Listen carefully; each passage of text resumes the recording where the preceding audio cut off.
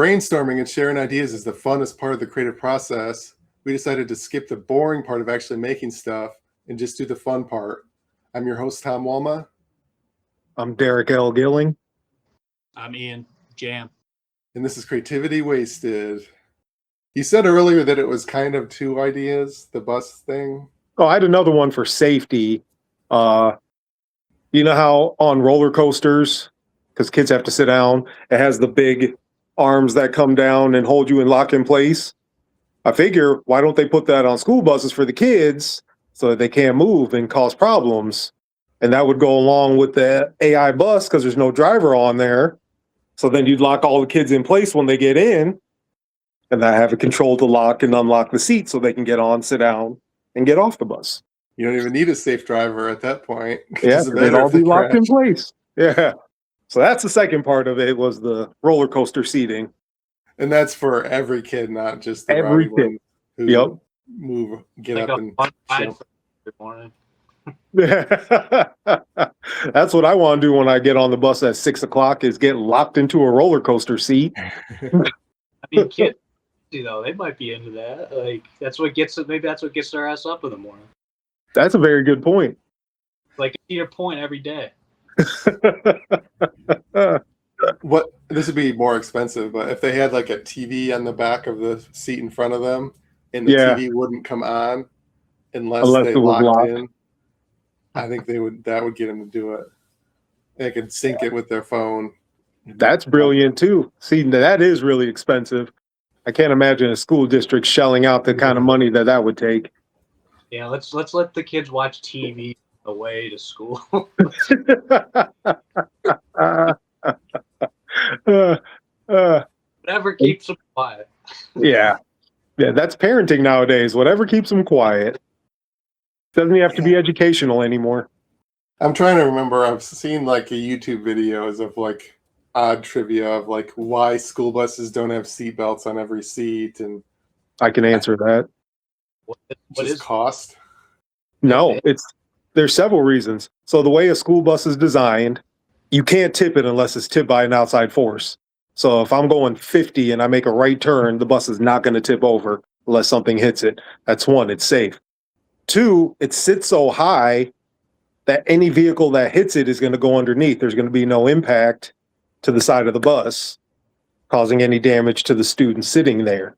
And three, they say it's safer for necks and backs. If a bus rear ends somebody or they get rear-ended, the front of the seat is soft compared to, and they're not getting yanked by a seatbelt. So it's safer for them to just fall into the soft back of the seat in front of them instead of getting yanked back or held in place by a seatbelt. Huh. That makes sense. I mean, just the way a school bus is set up, like it could be hard for a kid to fly around in there with all the seats, right? Like, yeah. I mean, half of them are shorter than the seats, right? So they can't. What grades do you bus? I drive everybody. I drive elementary, middle school, and high school kids. So it's like you do the early one and then. Yeah, it's 3 tiers, so it's early, a middle, and then a later. 3? Yeah, because there's 2 tiers of elementary schools. One goes in earlier and they get out earlier, and then one goes in later and they get out later. Weird. Elementary starts later than middle school, high school, still, right? Yep. I only had the 1-tier elementary. I don't think we had. There was like a kindergarten that had half a day. So yeah. Some of them were morning and evening. But I don't think elementary had 2 tiers where I. Well, I work in such a large district. Like we have 27 elementary schools.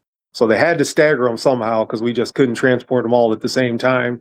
So one group of elementary school kids goes in, like half of them go in at 7:15, and then the other half go in at 8. And then they get out at 3:15, the other half get out at 4. So we had to, that's why we have so many tiers, yeah. Interesting. Yeah. What's the craziest thing you'd had to deal with on a school bus? So because I was in elementary school, I just thought of this because we're talking about this, but one time when I was in, I don't know, 2nd, 3rd grade or something, somebody shot a BB gun through the window of our. Oh my God! They had to stop and call the police. It was a whole big from the outside, yeah, not someone on the bus shooting out. No. So got hit or anything, but they still had to stop and call the police. And I've had a series of bad. I had a kindergartner just a few years ago bring a taser on the bus. She didn't tase anybody, but I heard the tase noise as I was driving. It's 8 o'clock in the morning. I'm like, what the hell is that? And she had brought it. She had grabbed it out of her mom's purse on her way to get on the bus. Just to show people. Just to show people the taser. I had a kid bring a lighter and he lit a seat on fire. That was fun. How fired did it get? It just got real smoky because those seats are real flammable. It got real smoky on the bus. Had to pull over. Fire went out pretty quick. But that was fun. I've had fights. I had a buddy. He had a girl get in a fight at school, and when she got on the bus later that day, she maced the girl that whooped her ass in school.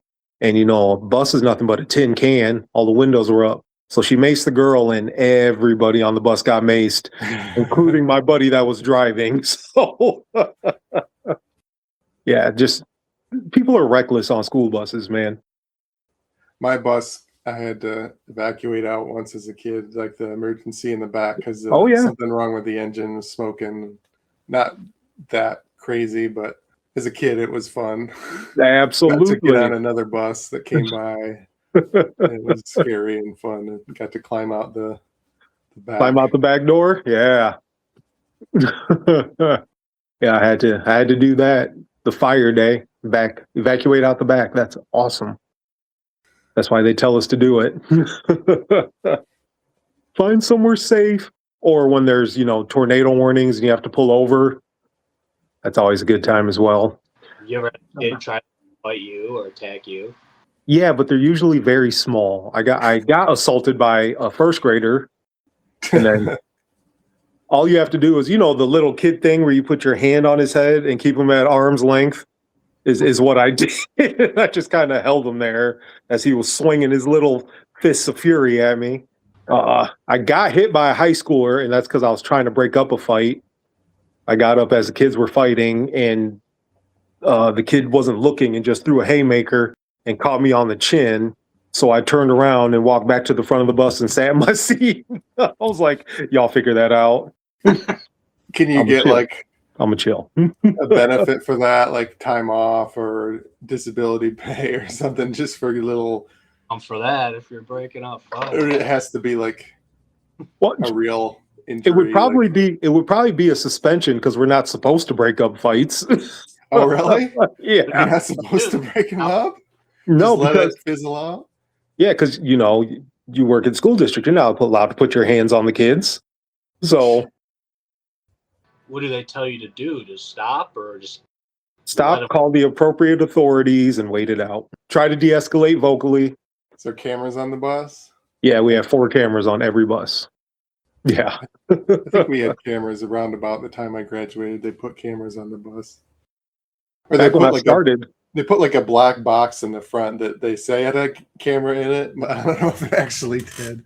That's what I was just about to say. So I'm about to start year 26. And back when I first started, there was one camera and a big black box, but it was a VCR. It had a VHS tape in it. And we had to check the tape to make sure there was a tape in it and recording, and it would record.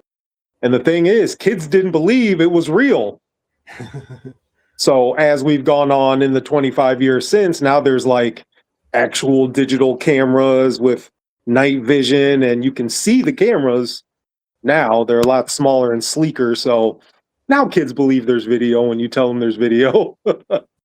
There's a lot of video. You can go on YouTube of Teslas. They have the cameras on the side. Like they have like sentry mode. You can keep the camera running like all the time. So they catch people keying the car and side swiping in the parking lot and like a bunch of stuff. They catch the accidents. There's like a Wham Bam Tesla Cam channels. I think it's called something like that, where they just have shit ton of video of people uploading Tesla footage. I might look at some of those too. Surprised there's no Wham Bam school bus cam. Oh, they're not releasing any of that video. Nobody will ever see that video. It'd be fun to watch though.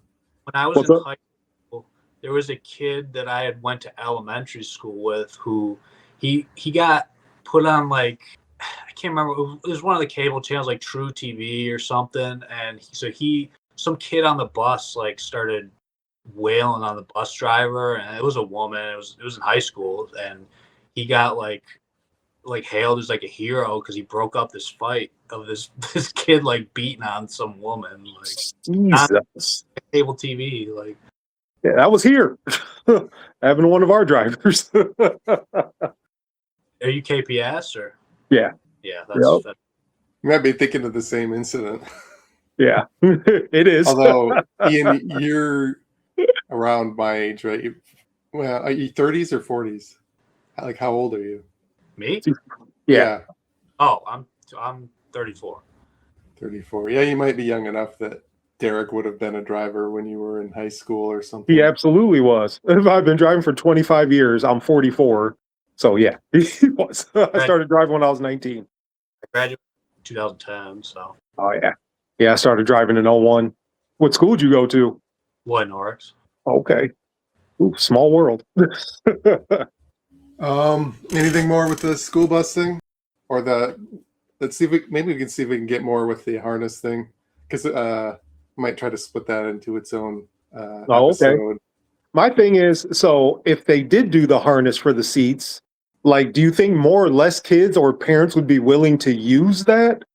Like, do you think parents would be like, oh, finally, safety for my kid on the bus? Or would kids be like, I'm not riding that damn school bus. They locked me in place on that mug. Like, If you turn it into a ride, I think they'll be into it. I mean, like if there's a video or something to watch.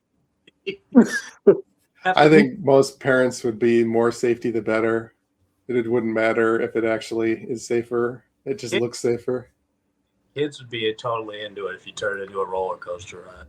I'm just like, if I'm driving, if I'm in the driver's seat and they're locked in like that, I'm not going to say I'm going to be more reckless, but I'm going to make it a little more fun for them, Might hit a few more potholes or something, I don't know. Like steer towards the pothole. Yeah, take those corners a little sharper. I don't know. I'm just talking shit now.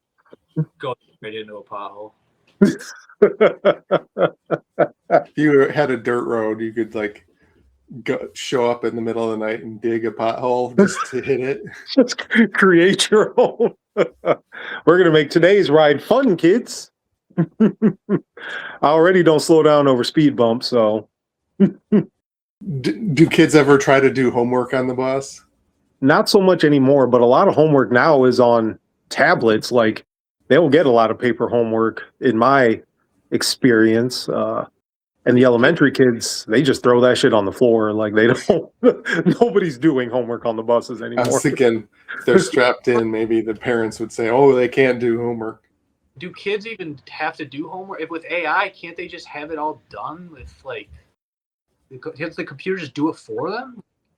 Colleges have like people just forging papers completely. Like, I mean, if you can just have it written, I mean, I think they probably have like some sort of AI detector, but what if you're just gonna say that answers like, because I mean, when I went to school, say you get like you're in middle school and you get a history homework, and it's just like asking you question after question, like one word answers. Like, couldn't you just look all that up and just cheat on all of it? Like, I don't see how you can look like they're learning now, like with AI. Like, it just a lot of teachers are complaining that they're having a harder time teaching kids in this generation right now for AI reasons, for attention reasons. Like, the kids don't pay attention in school anymore. They just go because they have to.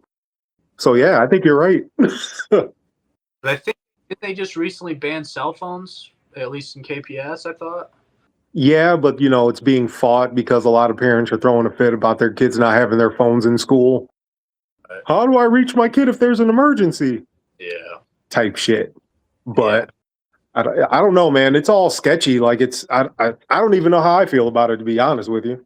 I mean, we didn't have cell phones when we were in school. We were fine. Like, I mean, I guess I kind of get it, but like, I don't know. I mean, I was a sub for a couple of years. I didn't do it like regularly, but I mean, if they have their phones, like, how can you possibly get them to pay attention if they can just pull up something out of their pocket and they have computers in their pocket? Like, I mean, it's impossible like to get their attention.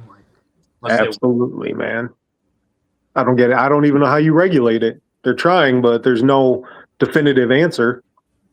Yeah. You need to put like a big like electromagnetic thing that blocks the cell phone, and they could turn it on like they could turn it on and off like between periods, like between. Yeah, you can only use it during this time in between classes. That's an idea. Yeah, here's another one. I feel like I got lucky because I was probably I graduated high school like right before cell phone or smartphones came out, and like I had a flip phone in high school, but like I don't see how you could do anything. Like I can't concentrate on anything now that I have a smartphone. Like I got like 5 different social media apps. Like how are these kids doing homework? I don't understand how. I just watched an interview where a guy said he went to a wedding and cell phones weren't allowed. Like when you got there, you had to put your cell phone in a bag and you didn't get it back until after the reception or during the reception at something.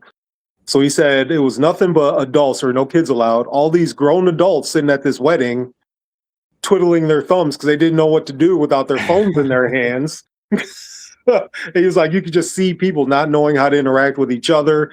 Like cell phones have ruined people from adults down to children. Yeah, I see that it's bad that it's ruined people, but it makes me feel like I fit in better because I've always been bad socially, regardless of the cell phones. Like everybody else came down to my level. If you're in like an awkward situation, it's like a nice out, but also like it doesn't bother me. Like I'm super introverted. I don't really even. I quit drinking. I don't even go out anymore. So like, it's fine. Like I don't think it's like ultimately good for the world, but I agree. Let's wrap it up. Any shows or social medias or podcasts or anything you want to promote? I am on social media, Instagram, TikTok, Twitter. My handles, I think it's Ian Jam 15 on all of them. And I have a Substack too. I basically write a lot of sketches on there. Oh, nice. And I'll write just random stuff on there. I'm doing Bob's show at Old Dog next Thursday. Great show. Next week I'm doing Outre, and then I'm doing like 5 minutes up front at some, I think some weed shop that show that Josh Pittman told me I could open up 5 minutes. At the end of the month, I'm in Kankakee, Illinois, town I've never heard of, but I'm going there with No Quarter. They're doing some sort of comedy festival out there. I think on the 17th, I'm in LaPorte, Indiana, doing a show at Pinola Saloon. My social media is it's either Derek L. Gilling or LOK Last of Kings, because that used to be my stage name when I was a rapper, and I just never bothered to change it. I have a book for sale on Amazon. You can get it paperback or you can get it digital. It came out in 2020. I've been working on the sequel ever since. Writing takes a long time. So what is it? Yeah. It's called Junior Blaze, Birth of a Hero. It's a young adult superhero novel. Oh, cool. Fun. Yeah. Okay. I'm doing a one-liner contest in Madison, Wisconsin in September. I have my thing called Gamey McFitness on Twitch where I build video game controllers into fitness machines and then stream from them. This has been a production of Planet Amp Podcast, powered by Pinecast.